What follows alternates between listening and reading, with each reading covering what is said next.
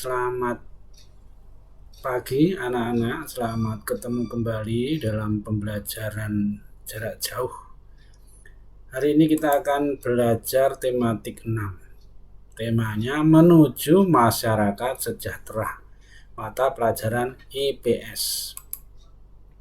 Kita ingat di semester 1 juga kita sudah membahas dan mempelajari tentang proklamasi. Karena memang kita temanya juga tentang proklamasi semester 1 maupun semester 2. Kita masih ingat dulu kita mempelajari teks proklamasi, perumusannya. Nah, di sini hasilnya salah satu ini masih tulisan tangan Bung Karno nih, jadi belum ditandatangani. Ini teks otentik yang asli nih, ya. Nah, kalau yang ini sudah diketik oleh Sayuti Melik, ya.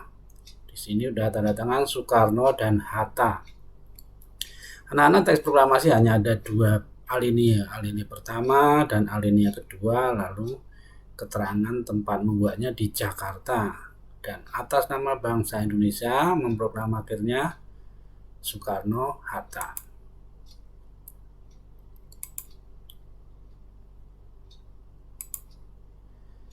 Bangsa Indonesia merupakan bangsa yang merdeka. Ya, kalian tahu pada teks proklamasi alinea yang pertama berbunyi, kami bangsa Indonesia dengan ini menyatakan kemerdekaan Indonesia. Di situ jelas artinya menyatakan Indonesia itu merdeka. Ya, yang telah dinyatakan dan diumumkan ke seluruh dunia bahwa kita atau Indonesia itu merdeka. Pada alinea kedua berbunyi hal-hal yang mengenai pemindahan kekuasaan dan lain-lain diselenggarakan dengan cara saksama dan dalam tempo yang sesingkat-singkatnya. Maknanya apa? Memilih makna pemindahan kekuasaan dari penjajah ke pemerintah Indonesia harus dengan hati-hati dan penuh perhitungan supaya jangan sampai ada pertumpahan darah. Makna proklamasi bagi bangsa kita, ya. Kemarin pernah kita juga membahasnya, kita ulang selintas. Pertama, proklamasi merupakan akhir dari penjajahan kaum kolonial, ya. Jadi kita menjadi bangsa merdeka. Jadi akhir dari penjajahan mereka buat kita. Kita menjadi bangsa yang merdeka. Proklamasi memberikan kesempatan kita menjadi masyarakat yang mandiri, ya. Kita menjadi bebas, jadi kita mandiri, ya, tidak tertekan oleh para penjajah lagi. Proklamasi memberikan kewenangan bagi bangsa kita untuk menuju masyarakat yang sejahtera. Ya, kita bisa mengelola sendiri, pemerintahnya bisa mempunyai program-program yang bisa mensejahterakan masyarakat. Proklamasi merupakan pernyataan bebas dari penjajah, ya, seperti tadi yang pertama pembahasan pada alinea pertama, bebas dari penjajah, kita merdeka. Proklamasi merupakan sumber hukum nasional, ya, karena sebagai dasar untuk mensejahterakan bangsa juga ada dari proklamasi, ya. Kita menjadi negara yang jelas merdeka, itu juga menjadi sumber hukum bahwa kita bebas. Memberikan kewenangan bangsa Indonesia untuk menjaga dan mempertahankan kedaulatan, ya. Jadi setiap warga negara menjadi punya hak untuk menjaga negara kesatuan Republik Indonesia ini, dan menjadi sumber hukum atau alat hukum secara internasional. Ya, kita menjadi diakui oleh bangsa-bangsa lain bahwa kita merdeka dengan adanya proklamasi itu. Kemerdekaan sebagai dasar meningkatkan kesejahteraan warga negara. Kok bisa sih? Mengapa coba? Ya ini, dengan merdeka kita memiliki kebebasan, ya. Dengan bebas menjadikan kita bisa menentukan kehidupan kita. Kebebasan memberikan kesempatan untuk memiliki pemerintahan sendiri. Pemerintahan sendiri bisa mempunyai atau memiliki kebijakan untuk menentukan nasib bangsa. Salah satu kebijakan pemerintah mencapai masyarakat adil, makmur, dan sejahtera. Itu jadi kita bisa meningkatkan kesejahteraan dengan kemerdekaan itu, ya. Kunci bisa untuk meningkatkan kesejahteraan bangsa. Pengertian kesejahteraan sosial itu apa sih? Suatu sistem yang dirancang untuk membantu perseorangan atau individu atau kelompok agar mencapai standar hidup dan kesehatan yang lebih baik. Kesejahteraan sosial itu sistem yang dirancang untuk membantu individu atau kelompok agar mencapai standar hidup ataupun kesehatan yang lebih baik. Standar hidup itu apa saja? Bisa dilihat dari apa saja. Pendapatan, pelayanan kesehatan, jaminan sosial, pendidikan, perumahan, tradisi, rekreasi. Itu bisa menjadi, kalau standar hidup ini tercukupi dan dianggap tidak sampai kita menderita karena hal-hal ini namanya kita menjadi sejahtera. Budaya kita juga baik, ya. Indikator untuk tingkat kesejahteraan oleh Biro Pusat Statistik Indonesia (BPS) itu apa saja? Kita lihat. Indikatornya dari pendapatan keluarga. Indikator itu ukuran, ya, ukuran untuk kesejahteraan masyarakat itu dari pendapatan keluarga, dari komposisi pengeluaran keluarga, dari tingkat pendidikan keluarga. Ini bisa untuk mengukur tingkat kesejahteraan. Hal-hal yang bisa untuk mengukur itu adalah ini, menurut Biro Pusat Statistik.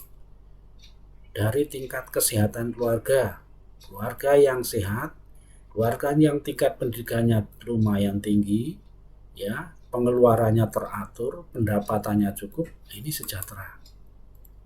Kondisi perumahan, ya, di perumahan apa di bawah kolong jembatan kan bisa sangat membedakan. Ini sejahtera apa masyarakat di bawah garis kemiskinan.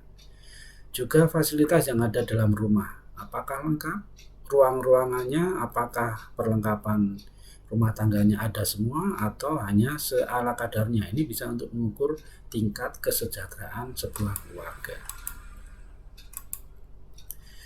Masyarakat sejahtera yaitu suatu tata kehidupan dan penghidupan masyarakat secara material maupun secara spiritual tanpa rasa takut dan menunjukkan ketentraman lahir batin sehingga memungkinkan masyarakat itu memenuhi kebutuhan, ya.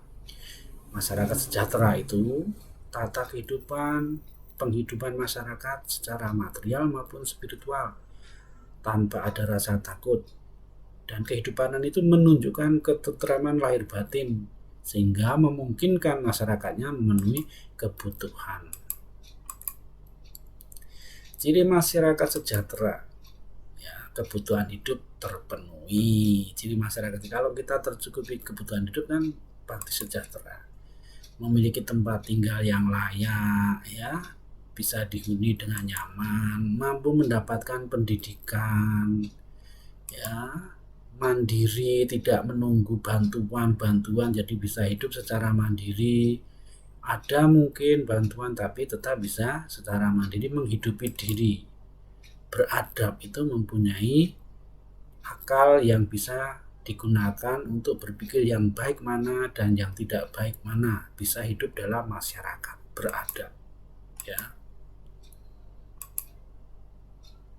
Masyarakat madani atau civil society. Apa sih masyarakat madani itu?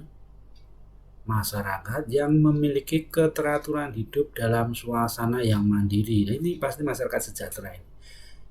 Berkeadilan sosial dan sejahtera. Itu masyarakat madani. Itu adalah cita-cita bangsa kita untuk memiliki kehidupan masyarakatnya itu masyarakat madani, civil society. Masyarakat madani atau civil society adalah masyarakat yang memiliki keteraturan hidup dalam suasana mandiri, berkeadilan sosial dan sejahtera. Masyarakat madani bersifat kritis dan partisipatif. dalam menghadapi persoalan hidup mencerminkan tingkat kemampuan dan kemajuan yang tinggi. Jadi kalau masyarakat Madani itu berpikirnya positif dan inspiratif, partisipasinya tinggi, ya. Jadi kalau menghadapi persoalan hidup itu dengan baik, dengan berpikir luas, ya.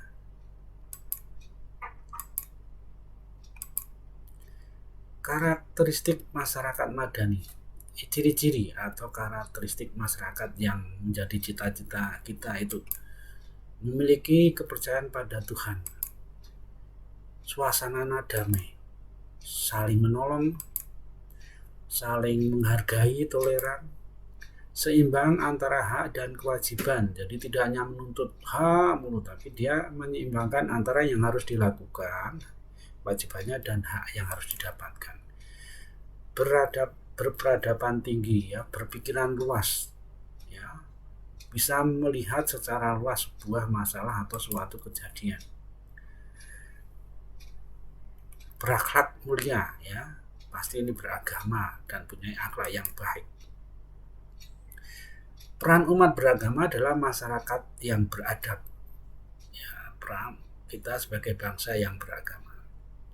Berdialog untuk mengikis kecurigaan dan menumbuhkan pengertian, ya. Jadi kalau berdialog itu antar agama itu akan mengikis antar agama itu kecurigaan dan akhirnya menumbuhkan saling pengertian, ya, ini kurang kata saling. Melakukan studi ilmu agama supaya bisa memahami agama lain sehingga kita bisa saling toleran. Menumbuhkan kesadaran pluralisme atau keberagaman. Jadi kita tahu bahwa kita itu berbeda-beda dan harus saling menghargai. Jadi menumbuhkan kesadaran untuk saling menghargai keberbedaan, keberagaman.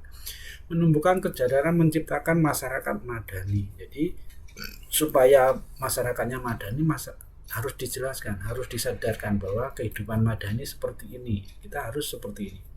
Menjaga perdamaian, tolong menolong, selalu bermusyawarah dalam menyelesaikan masalah secara adil dan bijaksana, ya. Dan kita juga bersikap selalu adil, ya. Ciri masyarakat Madani. Nah, ini tadi kita membahas tentang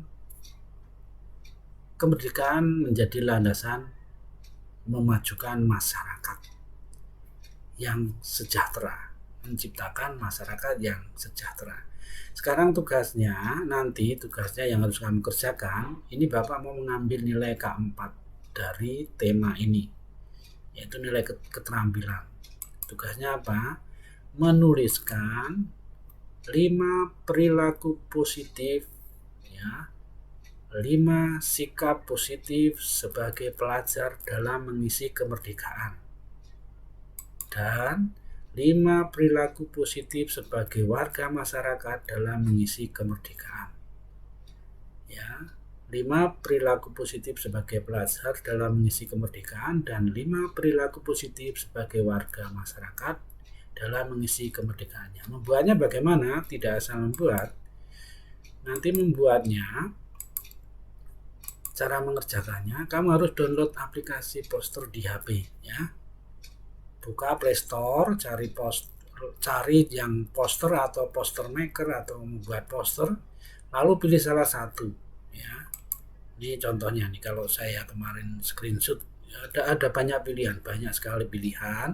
Kamu bisa pilih yang sederhana, misalnya yang kecil seperti ini, ya. Bapak pakai ini, poster maker with name and image ini ringan nih, bisa dipakai. Pilih salah satu, lalu buat, setelah di-download, lalu kamu buat tugasnya di sana, ya, dengan poster itu.